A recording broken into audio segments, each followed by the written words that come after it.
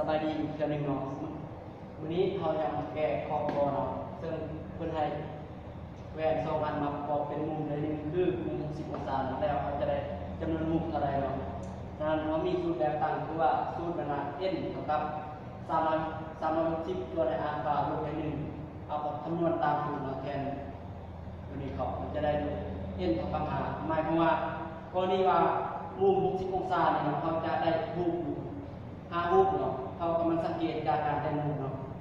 กรณีว่าเป็นวางวัตถุอยู่ระหว่างการของแหวนพยางค์ที่1และแหวนพยางค์ที่2เนาะโดยที่ว่าประกอบเป็นมุม60 องศาฉะนั้นกรณีถ้าบิดแมนเอาแหวนพยางค์ตัวที่1แมนตัวเทียบเนาะโดยที่ว่าขีดเส้นซื่อจาก A0 เนาะเป็นวัตถุแมน A0 เนาะวางโดยที่ตั้งฉากกับแหวนพยางค์ตัวที่1แล้วรัศมีแสงฮอดเท่ากับรัศมีแสงสะท้อนอยู่หลังแหวนของที่1แล้วจะได้รูป A1 เนาะแล้วเราจะสังเกตเห็นว่า A1 นี้ตั้งฉากกับแหวนพยางค์ตัวที่2โดยที่ว่าระยะแสงฮอดเท่ากับระยะรัศมีแสงสะท้อนเนาะแล้วจะได้รูป A2 อยู่หลังแหวนที่2เนาะหลังจากนั้นเราสังเกตว่า A2 นี้ยังตั้งฉากกับแหวนพยางค์ตัวที่1โดยที่ว่ารัศมีแส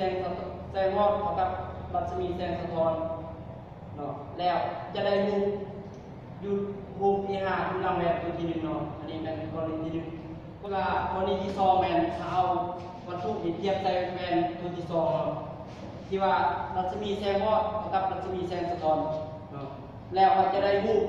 A3 อยู่หลังแหวนตัวที่2และเราสังเกตเห็นว่า A3 นี้ยังตั้งฉากกับแหวนพยางค์ตัวที่1โดยที่ว่ารัศมีแสงฮอดเท่ากับรัศมีแสงสะท้อนแล้วเราจะได้รูป AC เป็นอยู่หลังแหวนของตัวที่1เนาะแล้วสังเกตเห็นว่า AC นี้ตั้งฉากกับแหวนพยางค์ตัวที่2แล้วเราจะได้รูป A5 ระหว่าง2คนนี้ตัดกันอยู่ที่ A5 หมายความว่าทั้ง2อันเต็มกันเนาะจะได้5รูปโดยที่ว่ารัศมีแสงฮอดเท่ากับรัศมีแสง